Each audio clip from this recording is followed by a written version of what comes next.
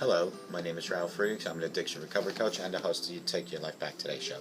As an addiction recovery coach, I want to share something with you. Let me be crystal clear to leave an everlasting impact upon you. Imagine it. Just imagine being buried alive. You're in a coffin, but you know you're not dead. You don't know how to get out of that coffin. You try to lift the lid. The enormous weight prevents you from opening that lid. You try banging on the lid to unsettle the dirt. Maybe somebody will start noticing the dirt move on top and they'll start digging their way down towards you. No one sees you. No one hears you. This is what it's like to find yourself at the lowest point of alcohol and drug addiction. You know you need help. You know you can't do it on your own. But you never knew who to turn to.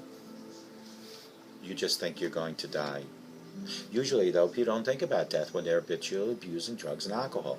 In order to repress the fear of death, you have to have no fear of dying. With this, let me leave one last thought. Don't be the person that I read about on these index cards during every single show that waited and waited and waited and never got help. Instead, pick up the phone at 844-405-HELP, or you can text me at 631-599-0218, and together you and I can help you take your life back. For your life is gone. Larry Geis can also help take your life back. 516-458-2741. Larry Geis has 30 years experience as a life coach and addiction recovery coach. You can find him at www.odysseyconsultant.org. Larry Geis and I promise to help you. Larry Geis and I will tell you it doesn't matter what your background is or where you came from. What matters is that you're here, getting in touch with Larry or myself, so we can give you a better today and a brighter tomorrow. Larry Geis, 516-458-2741. I want to talk about substituting addictions. Many people will substitute one addiction for another during or after recovery process from their original addiction. Are these people, let me just fix this, are these people destined to become addicts for life? Or are they just jumping from drug to drug? Battling a never-ending cycle of recovery and relapse can be tough. It is commonly believed that once you've had one addiction, you're at a greater risk of developing another one. The concept of an addictive personality has been around for decades, and it might show up the once and addict always addict ideology of the 12-step programs. Indeed, many people will substitute one addiction for another during or after recovery process from their original addiction. Are these people destined to become addicts for life, so to speak, battling a never-ending cycle of relapse? Are they? Not necessarily. Most quality treatment programs teach about the likelihood of picking up another detrimental addiction after receiving treatment for one disorder. And most people in recovery know that they are susceptible to other addictions. Dr. Denny Carey's chief clinical advisor of the Syrian Tucson Treatment Facility in Arizona says almost everyone in recovery from a substance use disorder knows that they need to give significant thought and be very, very careful if they decide to engage in behaviors that are known to have addictive potential. In fact, the recent paper published by researchers at Columbia University in Manhattan at the Psychiatric Institute showed that addicts who have remitted from addiction were less likely to acquire a new one. So what's up with that, you might ask? Should we be worried about substitute addictions, especially if they're not necessarily harming us in any way? Well, what is a substitute addiction? Everyone who's battling addiction understands the concept. You go from smoking to eating, from drinking to shopping, from sex to chocolate to working. You're substituting one addiction for another in an attempt to compensate for the perceived lack, emotionally or psychological, other addiction. It's important to distinguish addictions that happen at the same time.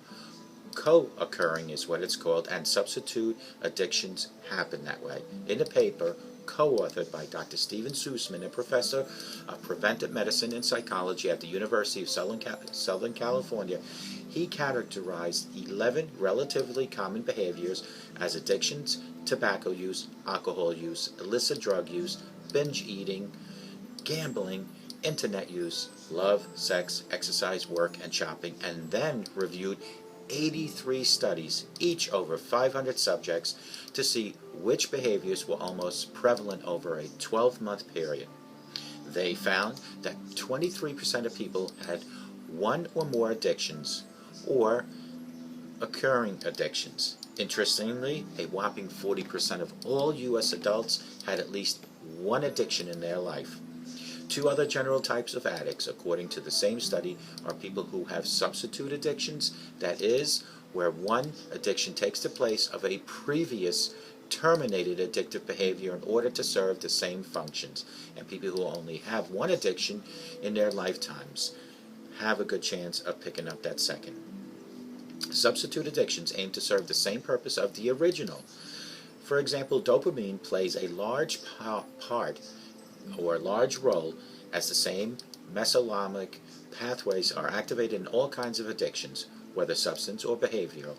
After getting sober, many people feel the lack of, neurotransmitter dopamine, also known as anhedonia, or inability to experience pleasure in the positive life events. One solution to this, Sussman believes, is to engage in so-called positive addictions that are likely to jumpstart experience of pleasure in somewhat regular basis, while these could also have a negative effect. Addictions like exercise, work, a hobby, reading, gaming, or movies would be at least less destructive than using or engaging in risky sex, gambling, or other things. What are some of the most common substitutes for addictions? There has not been a lot of research looking at the substitute addiction list. Of those studies that have shown an overrating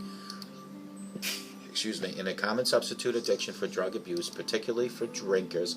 Additionally, some people use drugs after they recover from, let's say, bulimia, and vice versa. In one study dating back to 1993, the researchers found that up to 25% of alcoholics sampled who had at least 1 year of sobriety substituted eating desserts, smoking cigarettes, and working more up to 36 months.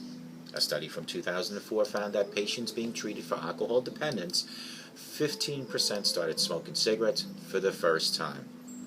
Use of anti-anxiety medications such as benzodiazepines is not the first option among many clinics interviewed due to their addictive qualities.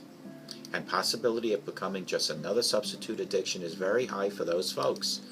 Says Sierra Tucson's Carice, it's fair to say that more than 65% of people who have received treatment at our clinic are having difficulties with more than one of the following: alcohol, drug, eating disorders, excessive gambling, impulse control, depression, and anxiety.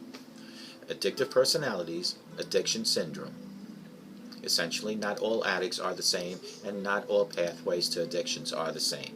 There are overlapping factors that influence whether someone will become addicted to a drug or the process. Genetics or neurochemistry affect the tendency toward addiction as well as the environmental and social factors. I think there are several different types of relatively stable features that predict addiction proneness. For instance, sensation-seeking, endophonia, positive or negative urgencies, says Sussman. I doubt there's one type of addictive personality. There are a few different ones.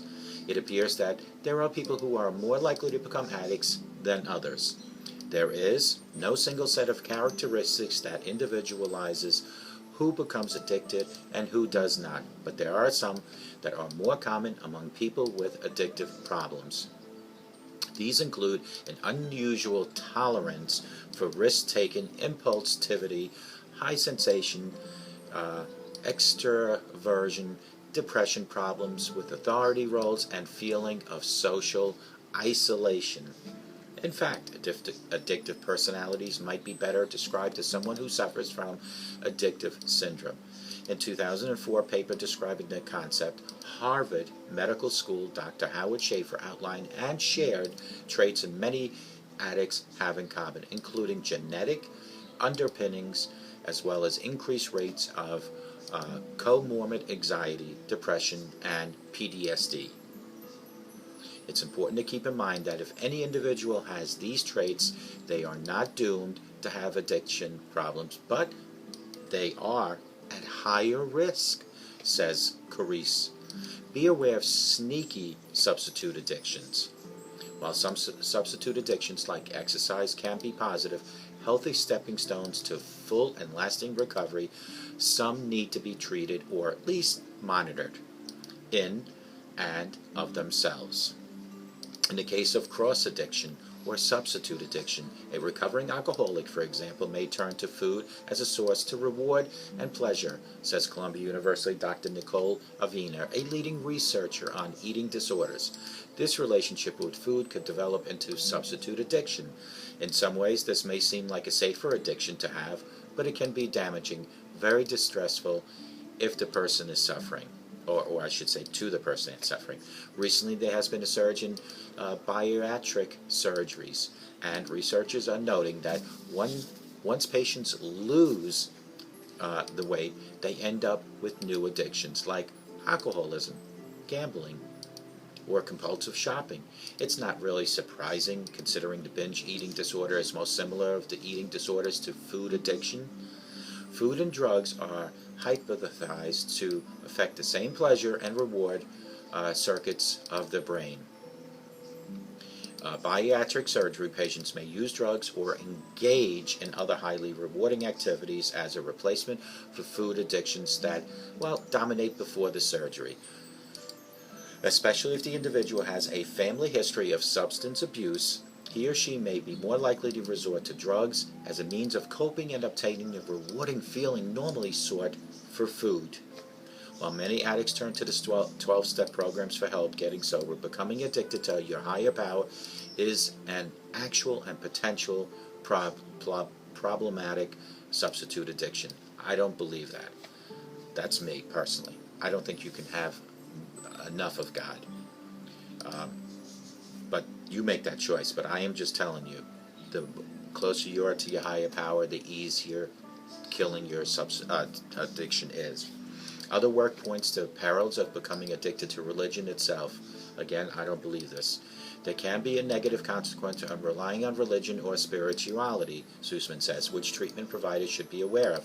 He writes that an addict in recovery may maintain potentially magical thinking that the higher power will fix him or her without engaging in corrective action. What they're saying here, folks, I always say this, that your higher power plays 95% of your recovery. You still need earthly help. And you definitely should get a sponsor or a coach of some sort, but utilize your higher power. Lasting recovery, whether addiction will be treated as a syndrome instead of a particular disorder in the future, many agree that getting the care of what drives your addictive tendencies is key to lasting recovery. Is being addicted to these 12 steps less harmful than using? It remains to be seen.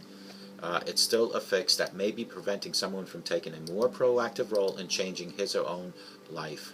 Right now, I think we need to educate our patients, our clients, and ourselves about the dangers, particularly in the early recovery, of other addictions that might crop up while you're eliminating one.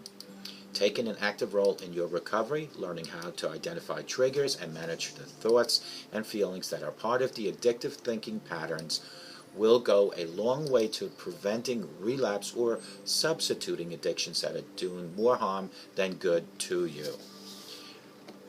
You can never get addicted to your higher power enough. What they're saying is utilize your higher power and utilize some sort of earthly help here. But your higher power plays 95% of your recovery. Put on your slippers in the morning. Thank God for another beautiful day. Ask God for guidance and forgiveness. Ask God for mercy. Thank God for your food, your family, and your clothing. And put on those slippers and walk with God 24/7. And may God bless you.